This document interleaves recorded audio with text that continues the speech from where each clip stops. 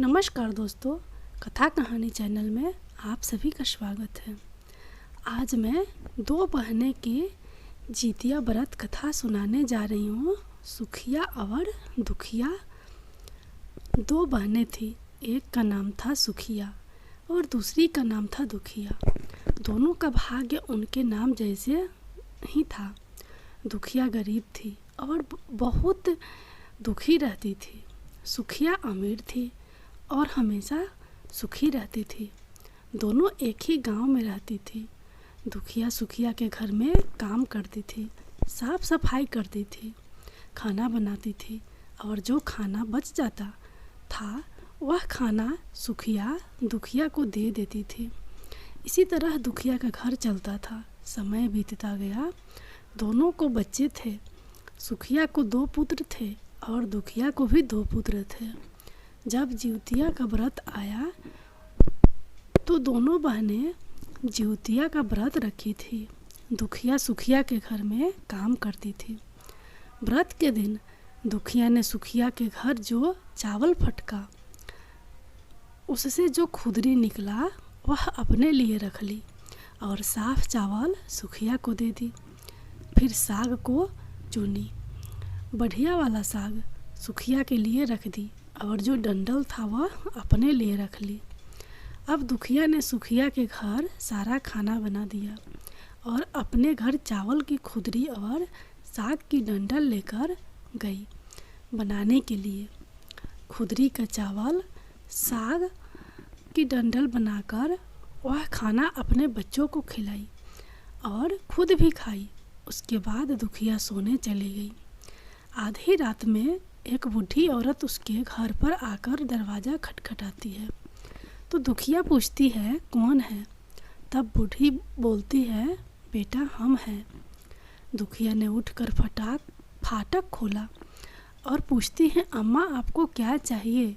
इतनी रात में आप यहाँ किस लिए आई हो? बूढ़ी बोलती हैं बेटा मुझे बहुत भूख लगी है, कुछ खाने को दे दे। दुखिया उसे घर के अंदर ले आती है और कहती है हम लोग बहुत गरीब हैं। आज मैंने खुदरी का चावल और साग की डंडल बनाया है, क्या आप खाएंगी? तो बूढ़ी कहती है हाँ क्यों नहीं खाएंगे, हमें बहुत भूख लगी है, हम वहीं खाएंगे। दुखिया अंदर जाकर खुदरी का चावल और साग की डंडल लाती है और बूढ़ी को दे देती है खाने के लिए। बूढ़ी खाना खाने के बाद कहती है कि मुझे अच्छे से कुछ दिखाई नहीं देता। इतनी रात के अंधेरे में मैं कैसे अपने घर कैसे जाऊंगी? तो दुखिया कहती है कोई बात नहीं, आप यहीं पर सो जाइए, सुबह अपने घर चले जाना। तो बूढ़ी दुखिया के घर में ही सो जाती है। फिर थोड़ी देर बाद उठकर बूढ़ी बोलती है बेटा मुझे दीर्घ शंका लगी है, कहाँ करूं? तो दुखिया कहती है मेरे घर में बाथरूम नहीं है, इसलिए आप उधर कोने में कर लीजिए। बूढ़ी पूछती है कि बेटा भर भर करे या छर छर करे? दुखिया नींद में थी तो वह कहती है माताजी भर भर कर दो, मैं सुबह साफ कर दूंगी। फिर थोड़ी देर बाद बूढ़ी पूछती है कि बेटा मैं अपने हाथ कहाँ साफ करूं? तो दुखिया कहती है आप मेरे सर में अपने हाथ को साफ कर लीजिए। जब सुबह होती है तो दुखिया को यह सब सपने के जैसे लगता है कि सोते समय मुझे कोई सपना आया होगा। वह ज़्यादा कुछ नहीं सोचती और नदी में नहाने के लिए चली जाती है। जब वह नदी में नहाती है और अपने बाल धोती है तो उसके बालों से होते हुए जो पानी बहता है वह सोने का पानी होता है।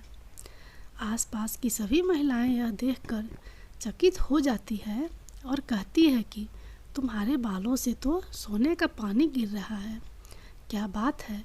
फिर उसे रात की सारी बात याद आती है। वह दौड़कर अपने घर की ओर भागती है, यह सोचकर कि उसका घर दीर्घ शंका से गंदा हुआ होगा, पहले उसको साफ करना होगा। जब वह अपने घर में जाती है तो देखती है कि घर के हर कोने में ढेर सारा सोना बिखरा पड़ा है। होता है।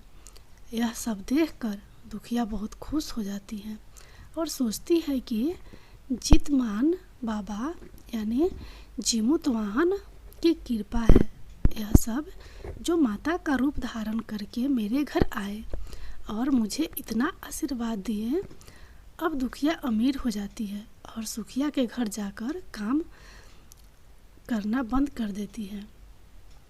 दुखिया जब अपना व्रत पूरा करती है तो अपने पुत्र से कहती है कि जाओ मौसी के घर से तराजू लेकर आओ, यह नापने के लिए कि यह सोना कितना है।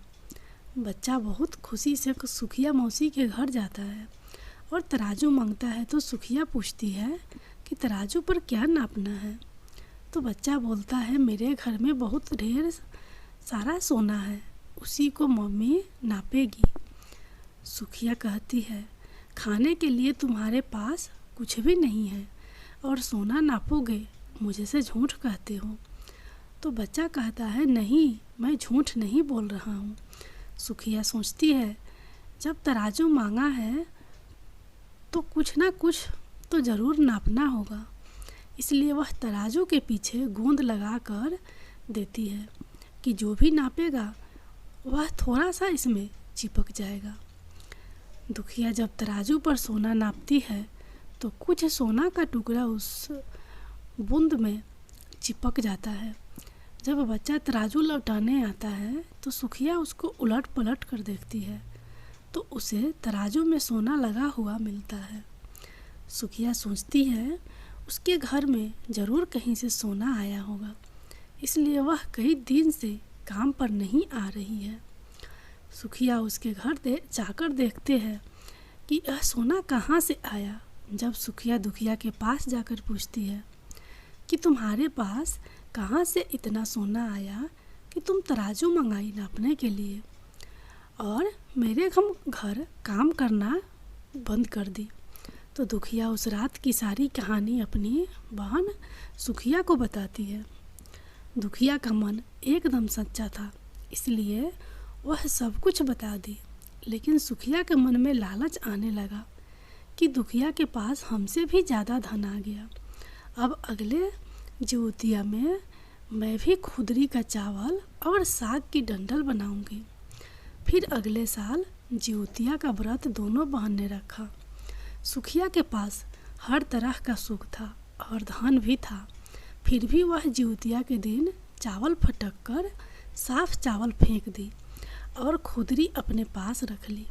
साग तोड़कर पतियों फेंक दी और डंडल अपने पास रख ली और वहीं बनाई।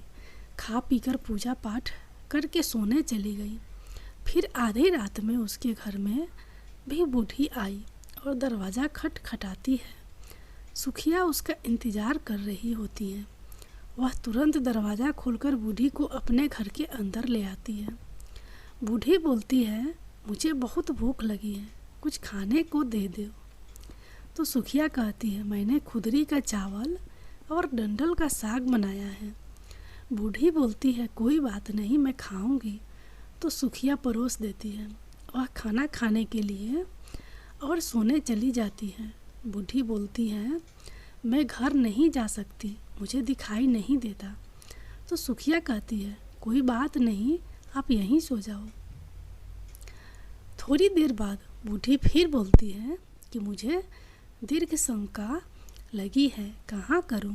तो सुखिया कहती है वहीं कोने में कर लीजिए।